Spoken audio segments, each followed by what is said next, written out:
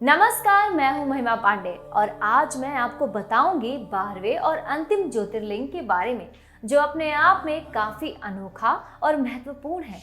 एलोरा के प्रसिद्ध गुफाओं के निकट इस ज्योतिर्लिंग को कई विदेशी आक्रांताओं ने विध्वंस करना चाहा, फिर भी यह अपनी जगह पर सदियों से अडिग है। हम बात कर रहे हैं महाराष्ट्र राज्य में एलोरा से कुछ ही दूरी पर स्थित घृष्णेश्वर ज्योतिर्लिंग के बारे में। घृष्णेश्वर का अर्थ है वात्सल्य के देवता। शहर से दूर ये मंदिर सादगी से परिपूर्ण है। द्वादश ज्योतिर्लिंग में यह 12वां ज्योतिर्लिंग है। इसे घृष्णेश्वर या घृष्णेश्वर भी कहा जाता है। यह महाराष्ट्र के दौलताबाद से 12 किलोमीटर दूर वेरुल गांव के पास स्थित है। बौद्ध भिक्षुओं के द्वारा निर्मित एलोरा की प्रसिद्ध गुफाएं इस मंदिर के समीप स्थित हैं। यह ज्योतिर्लिंग मंदिर भारत में सबसे छोटा ज्योतिर्लिंग है। सोमनाथ मंदिर एवं काशी विश्वनाथ मंदिर की भांति इस पर भी मुगलों ने अनेकों बार आक्रमण किया था। विदेशी आक्रांताओं द्वारा कई बार शत विशत होने के बाद इसे बार बार पुनर्स्थापित किया गया। घृष्णेश्वर धाम की महिमा एक श्लोक में कुछ इस प्रकार बताई गई है। इलापुरे रम्य विशाल केस्मिन् समूल संतम च जगद्वीरेण्यम वंदे महोदार तर स्वभावम घृष्णेश्वराख्यम शरणम प्रपद्ये। अर्थात इलापुर के सुरमय मंदिर में विराजमान होकर समस्त जगत के आराध्य हैं, जिनका स्वभाव बड़ा ही उदार है, उन घृष्णेश्वर नामक ज्योतिर्मय भगवान की शरण में जाने के लिए मैं तैयार हूँ। घृष्णेश्वर धाम की उत्पत्ति कैसे हुई, इसके बारे में शिव पुराण में विस्तार से बताया गया है। शिव पुराण के घृष्णेश्वर के अध्याय के अनुसार देवगिरी पर्वत के निकट सुधर्मा नामक एक अत्यंत तेजस्वी एवं तपोनिष्ठ ब्राह्मण रहता था। उसकी पत्नी का नाम सुदेहा था तथा दोनों में परस्पर प्रेम था। उन्हें किसी प्रकार का कोई कष्ट नहीं था, लेकिन उनकी कोई संतान नहीं थी। ज्योतिष गणना से पता चला कि सुदेहा के गर्भ से संतान की उत्पत्ति हो ही नहीं सकती। सुदेहा संतान के लिए बहुत ही उत्सुक थी, अतः उसने सुधर्मा से अपनी छोटी बहन घुष्मा से दूसरा विवाह करने का आग्रह किया। सुधर्मा को पहले तो यह बात नहीं भाई, लेकिन अंत में उसे अपनी पत्नी की जिद के आगे झुकना ही पड़ा। वे उसके आग्रह को टाल नहीं पाए। वे अपनी पत्नी की छोटी बहन घुष्मा को ब्याह कर घर ले आए। घुष्मा अत्यंत विनीत और सदाचारणी स्त्री थी। इसके साथ ही साथ वह भगवान शिव की अनन्य भक्त भी थी।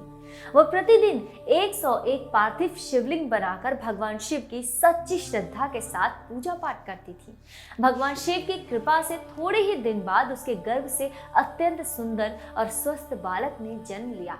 बच्चे के जन्म से सुदेहा और घुष्मा दोनों के ही आनंद की कोई सीमा नहीं रही। दोनों के दिन बड़े आराम से बीत रहे थे, लेकिन ना जाने कैसे थोड़े ही दिनों बाद सुदेहा के मन में एक शंका ने जन्म ले लिया। वो सोचने लगी कि मेरा तो इस घर में कुछ है ही नहीं, सब कुछ तो घुष्मा का ही है। अब तक सुदेहा के मन में ये गलत धारणा घर कर चुकी थी। वो मन ही मन अपनी बहन से जलने लगी। वो पुत्र बड़ा भी हो गया और इसका विवाह भी हो गया। अंततः एक दिन उसने घुष्मा के युवा पुत्र को रात में सोते समय मार डाला।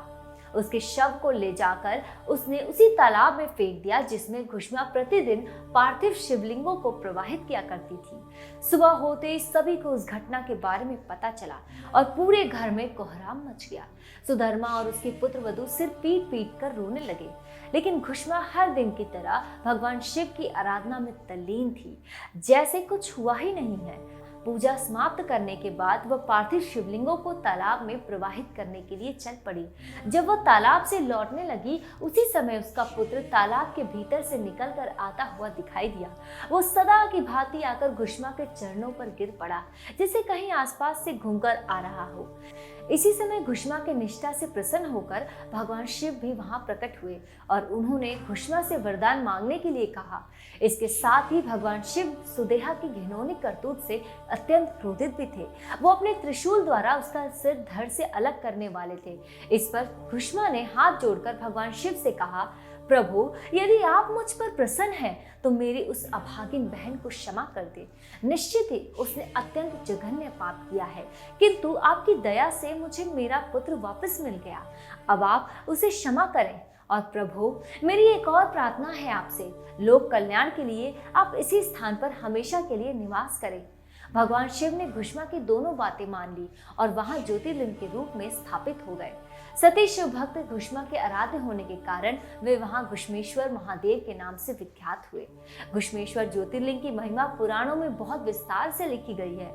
कहा जाता है कि इसके दर्शन लोक परलोक दोनों के लिए अमोघ फलदायी हैं। ऐतिहासिक रूप से भी यह मंदिर बेहद महत्वपूर्ण है। इस पर सर्वप्रथम दिल्ली सल्तनत के सुल्तानों ने आक्रमण करके शत विशत कर दिया था। फिर कई वर्षों बाद इसकी पुनर्स्थापना अहमदनगर प्रांत के अधिकारी मालोजी राजे भोंसले ने कराई। ये वही मालोजी राज भोंसले थे जिनके पौत्र छत्रपति शिवाजी भोंसले हुए और इन्होंने आगे चलकर सनातन धर्म के पुनरुत्थान के लिए एक प्रशस्त मार्ग तैयार किया।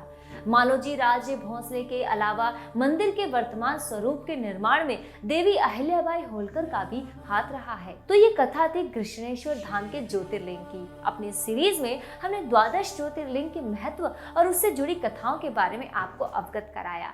हम ऐसे ही अन्य धार्मिक तीर्थों की कथाएं लेकर आते रहेंगे। आपको ऐसे ही कई कहानियां और सनातन धर्म से जुड़े महत्व के बारे में बताते रहेंगे। तब तक के लिए नमस्कार। हर हर महादेव।